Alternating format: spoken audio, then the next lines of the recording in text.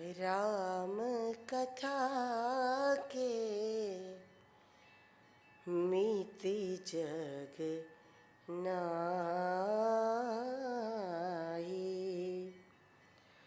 असी प्रतीति तिनके मन माई।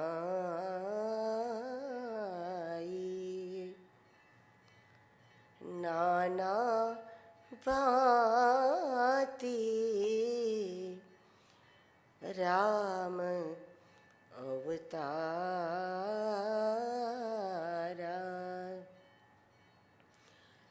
रामायण सतकोटि अपारा।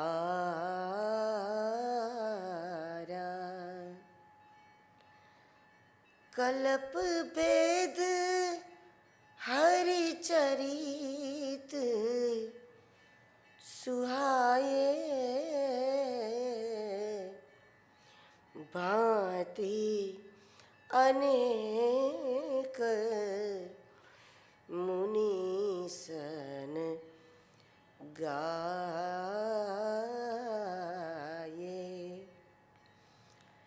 राम कथा के मीति जग माई, मीति जग नाही। गोस्वामी जी बताते हैं, राम कथा के मिति जग नाहि,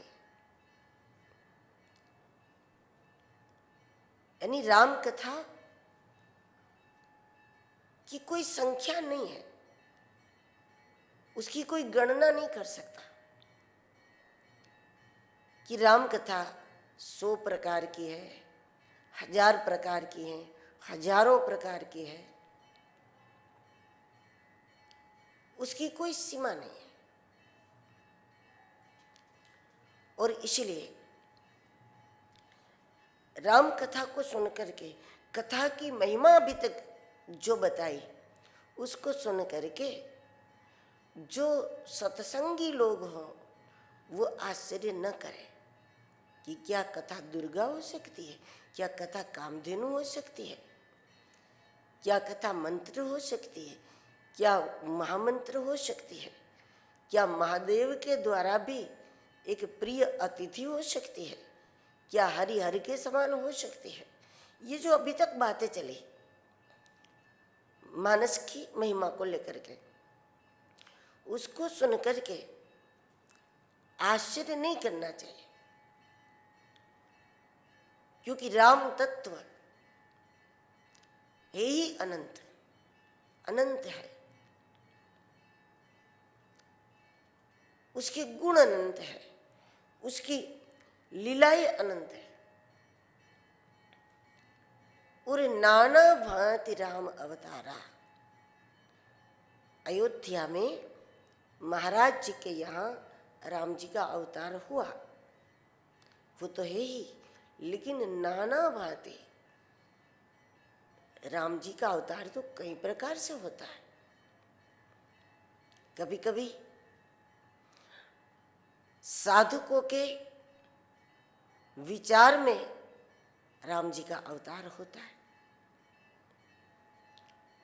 कभी भजन करते करते अंतःकरण विशुद्ध हुआ, उस विशुद्ध अंतःकरण अवध बन जाता है और उसमें भी उसको द्रव उसो दशरथ अजिर विहारी, जो महाराज के आंगन में विहार कर रहे हैं, खेल रहे हैं, वो भगवान कई बार भजन करने वाले को अपने अंतःकरण की अयोध्या के आंगन में भी खेलता हुआ मिल जाता है।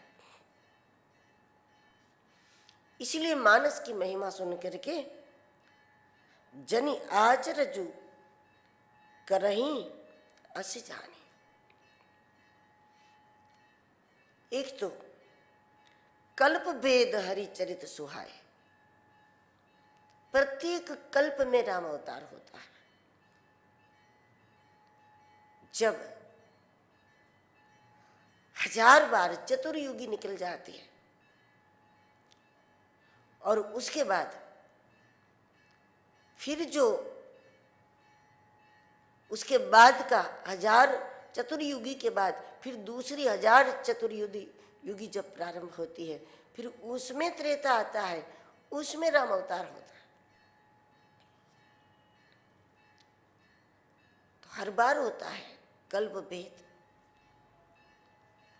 और भगवान का अवतार प्रत्येक कल्प में उस प्रकार से होता है कि उस कल्प के साधकों की जैसी मनस्थिति होती है। भगवान का अवतार भावानुकूल होता है। जैसा भगवान है वैसा हम भाव कभी नहीं बना सकते। भगवान अनंत है, भगवान असीम है, भगवान अनगिनत सूर्यों के समान। अब भगवान जैसा है वहाँ तक हमारी कल्पना भी नहीं पहुँच सकती, हमारा पहुँचना तो दूर, लेकिन भगवान की दिव्यता, भगवान की भव्यता, भगवान की पवित्रता, वहाँ तक हम वहाँ तक की कल्पना भी नहीं कर सकते। हमारी कल्पना की भी हद नहीं है, वो उससे भी करोड़ों गुनी हद से बाहर है ईश्वर। तो उसमें जैसा है भगवान वैसी भावना हम कैसे करेंगे, ये नहीं होता। लेकिन जैसी हमारी भावना है भगवान वैसा हो जाता है, ये संभव है। जैसा पानी है वैसा गिलास नहीं हो सकता आकार में, लेकिन जैसा गिलास है वैसा पानी आकार में हो जाता है। उस प्रकार भगवान जैसा है वैसा हमारा चित्त आकार नहीं ले सकता, क्योंकि हम कल्पना ही नहीं कर सकते, तो फिर हमारा चित्त वैसा आकार कैसे लेगा। लेकिन जैसा हमारा भाव है भगवान तदाकार है, भगवान का वैसा आकार होता है जैसी हमारी भावना है। और जब भावना के अनुसार भगवान को कोई प्राप्त कर लेता है तब भगवान उसको जैसा अनुभूति में आता है, जब वो वैसी स्तुति करता है तब अब स्तुतियों में देखो, जिसने भी भगवान की स्तुति की उसने भगवान को कल्पनातीत बताया, मन वाणी से बुद्धि से परे बताया, उससे आगे कुछ हो ही नहीं सकता।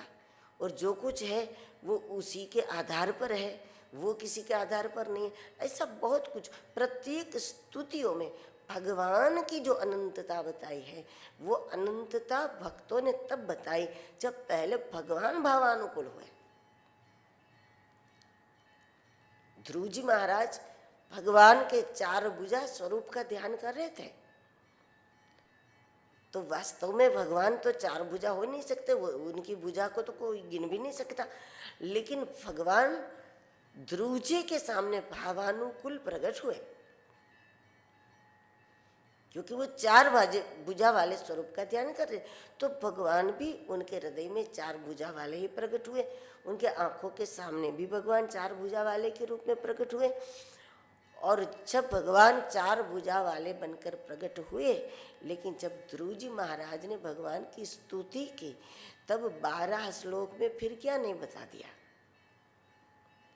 आंखों के सामने जो नहीं है, जो आकार, वो भी ध्रुव जी ने अपनी अनुभूति की आंखों से देखते हुए बता दिया।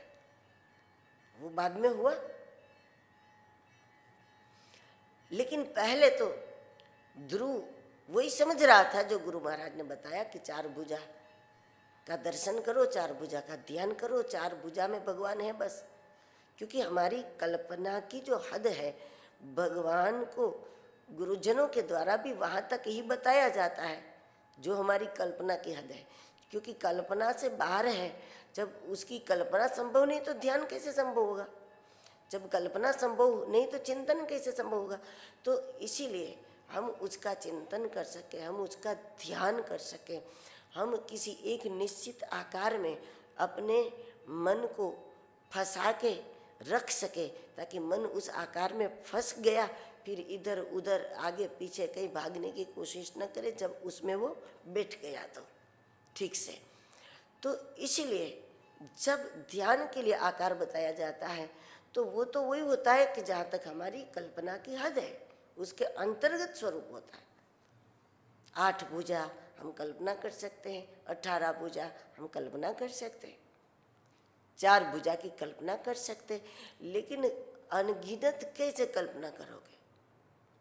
अनगिनत पैर, अनगिनत हाथ कैसे कल्पना करोगे?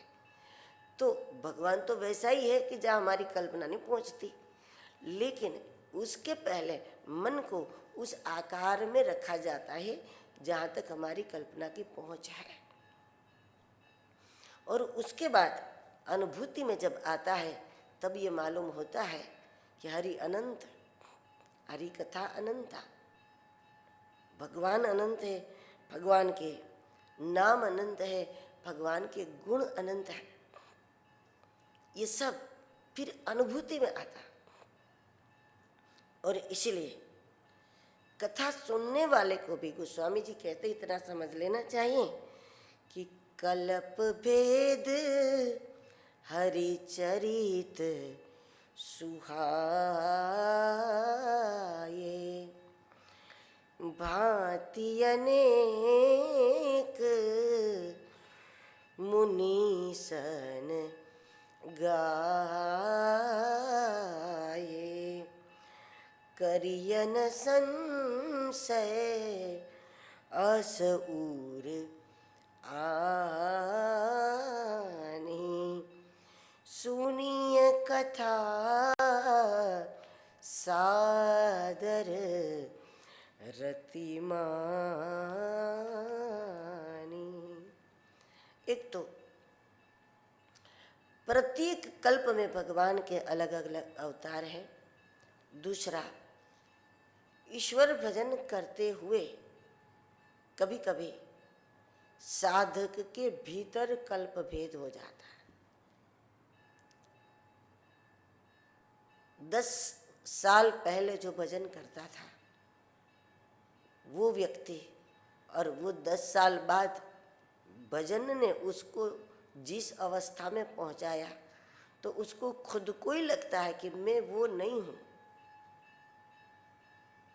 10 साल पहले की अपनी हरकत, 10 साल पहले का अपना विचार, 10 साल पहले की अपनी समझ, 10 साल पहले की अपनी जो कुछ हरकतें थी, उसको याद करके आज खुद ही को या तो हंसी आएगी, या तो गुस्सा आएगा, या तो अफसोस होगा, या तो पछतावा होगा कि बेकार चला गया हमारा समय, और हम कितना नीचा सोच रहे थे,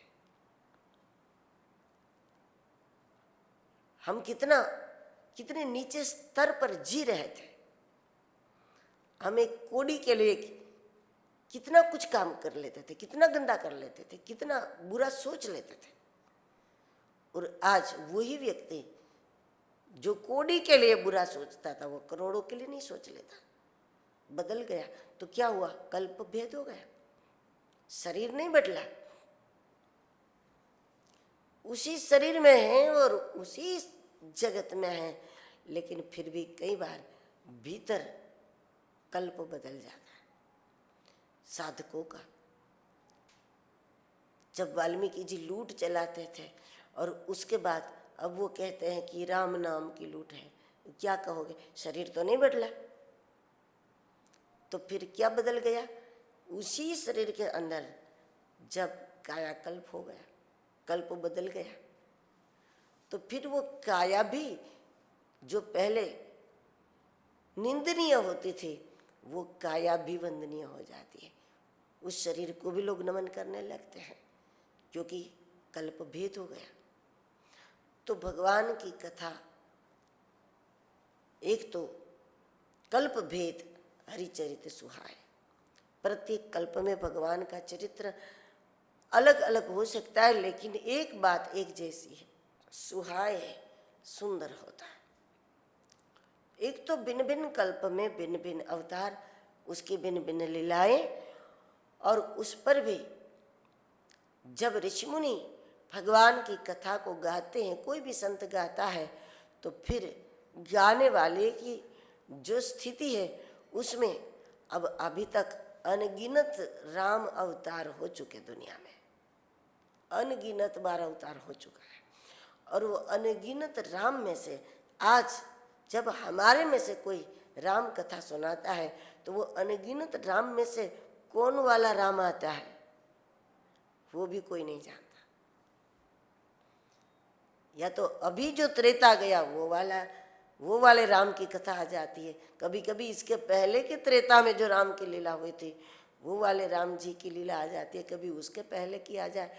और अनगिनत राम में से राम कथा सुनाने वाले के भीतर किस वक्त कौन सा राम प्रकट होता है ये भी तो कोई बता ही नहीं सकते। और इसीलिए अगर हमने भगवान को जैसा सोचा है उससे हटकर, उससे अलग, उससे बहुत दिव्य, बहुत अलौकिक कोई बात आती है तो भी ये नहीं समझना चाहिए कि यहाँ तो नहीं है, वहाँ तो नहीं है।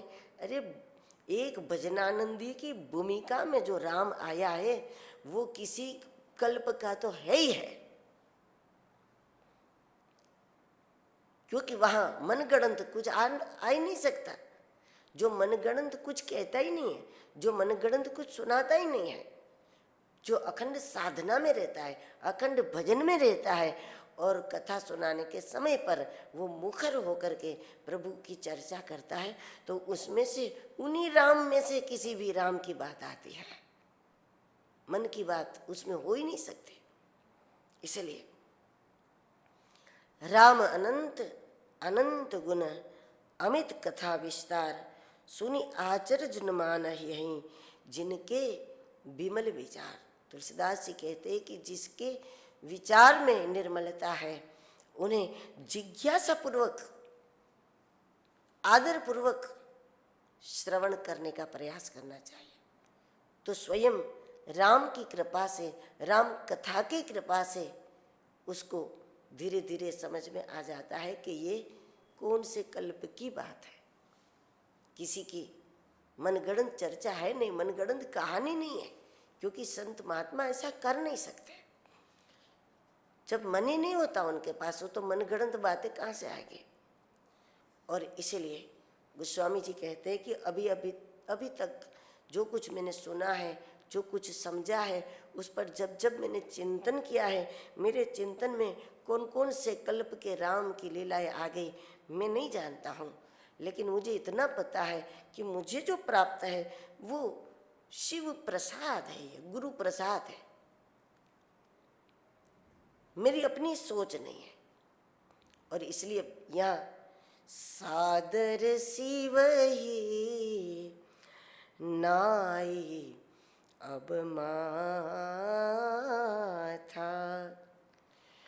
बरनऊ बिसद राम गुण गाथा।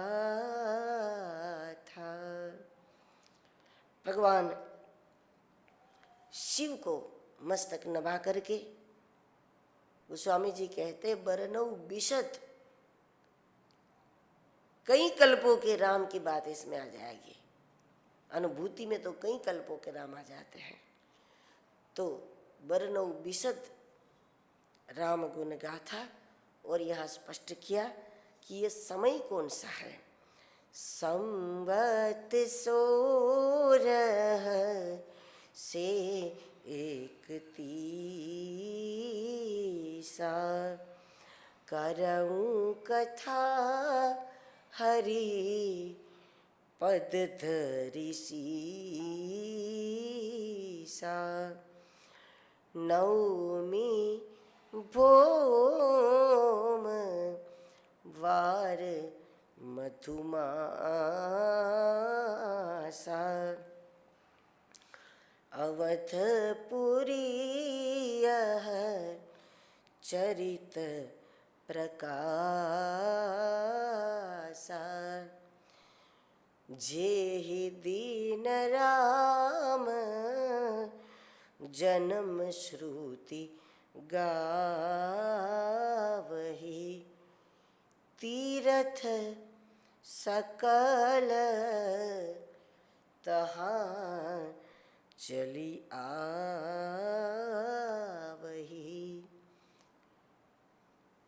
संवत 16 से 31 1631 के दिन करऊं कथा हरिपद धरी शीशा। यहाँ तो ऐसा लगता है कि संवत 1631 के दिन नवमी मंगलवार के दिन, नवमी भोमवार वधुमासा, उस दिन करऊं कथा हरिपद धरी शीशा, उस दिन आरंभ हुआ। अथवा दूसरी पंक्ति से यह लगता है अवधपुरी यह चरित प्रकाशा, तो ये दिन रामचरित मानस के प्रकाशन का दिन है। प्रकाशन हुआ इस दिन, तो जब अवधपुरी यह चरित प्रकाशा, तो प्रकाश तो हो ही गया, प्रकाशन हो गया इसका। तो 1631 और नवमी तिथि मंगलवार और अयोध्या में रामचरित मानस का प्रकाशन हुआ। और ऐसा भी मत है, जब तुलसीदास जी ने स्वयं कहा है कि रामचरित मानस यही नामा, भगवान शिव ने रचि महेश निज मानस राखा। रामचरित मानस की रचना महादेव ने करके रखी थी। ये दुनिया के प्रत्येक शिष्य की अपनी विनम्रता है। जब उसके द्वारा जगत लाभान्वित होता है और तब वो कहते हैं कि दुनिया का जो लाभ हुआ है उसमें हम निमित्त बने हैं। हमारे द्वारा जो कुछ धारा जगत को प्राप्त हो रही है वो धारा हमारी अपनी नहीं है, ये तो हमारे सदगुरु के द्वारा ये रचित थी। ये सारी रचना उनकी है, ये सारी व्यवस्था उनकी है। सालों पहले उनके मन में ये रचना हो चुकी थी और उन्होंने अपने मन में रखी थी और स्वयं के शरीर से जगत को नहीं देना था उनको, वो दुनिया को देना चाहते थे, तो वो अपने किसी निष्ठावान के द्वारा जगत को देना चाहते। गुरु परंपरा की ये पद्धति रही है कि अगर उसका आश्रित निष्ठावान नहीं होता, उसका आश्रित आज्ञांकित नहीं होता, अगर ऐसा नहीं है तो बिना किसी को दिए चले जाना उनको मंजूर होता है, किसी को भी नहीं देंगे। लेकिन जब तक उनको सत्संग की दिव्यता, राम कथा की दिव्यता, वैचारिक दिव्यता देने के लिए जब कुछ योग्य नहीं दिखता, कोई पात्र नहीं दिखता, तब तक वो अपनी विचार शक्ति उसको प्रदान नहीं करते। गुरुजनों की विचार शक्ति उसके किसी अनन्य के अंदर आ गई, ये बड़ा अद्भुत शक्तिपात है। उनकी अनुभूति शिष्य की अनुभूति हो जाए, गुरु की अनुभूति शिष्य की अनुभूति हो जाए, गुरु की स्थिति शिष्य की स्थिति हो जाए, गुरु का दृष्टिकोण शिष्य का दृष्टिकोण हो जाए, गुरु का चिंतन शिष्य का चिंतन हो जाए। उनके अंदर जो चिंतन चल रहा था परम तत्व को लेकर के, जिस नजरिए से वो परम तत्व को जानते थे, मानते थे, देखते थे, समझते थे, वही सारा दृष्टिकोण ही सीधा इसको प्राप्त हो जाए। फिर परमात्मा को जिस तरह गुरु सोचते थे शिष्य उसी तरह सोचेंगे, क्योंकि वो सोच सीधी मिल गई उनको, वो चिंतन सीधा मिल गया उसको। तो यही परंपरा रही। भगवान शंकर जी ने जब दुनिया को गंगा भी दी तो किस प्रकार दी? भगीरथ के माध्यम से दी। और इसीलिए उसका नाम भागीरथी है। हालांकि देने वाले तो महादेव है, नहीं तो सीधी पृथ्वी में चली जाती, किसी को लाभ नहीं होता था। दिया तो शंकर ने ही है, लेकिन फिर भी उसका नाम भगीरथ के नाम से हुआ। उसी प्रकार जो दिव्यता का प्रसाद है, दिव्य वचनों का प्रसाद होता है जगत को, वो समर्थ गुरु भी, रचना उन्हीं की होती है, लेकिन शिष्य के द्वारा प्रकाशन जगत में होता है। तो शिष्य दाता नहीं होता, शिष्य प्रकाशक होता है। अगर मान लो 200, 500, 1000 पेज का अगर कोई ग्रंथ कोई व्यक्ति तैयार करता है, तो उसको तैयार करने में उसको 1-2 साल का समय लग जाए। लेकिन जब वो पूरा का पूरा ग्रंथ, उसकी फाइल वो किसी को मेल कर दे, अब किसी को मेल कर दे तो जिसको ये मिल गया वो फिर जब उसकी कापियां निकालता है तो उसको 2 साल नहीं लगते।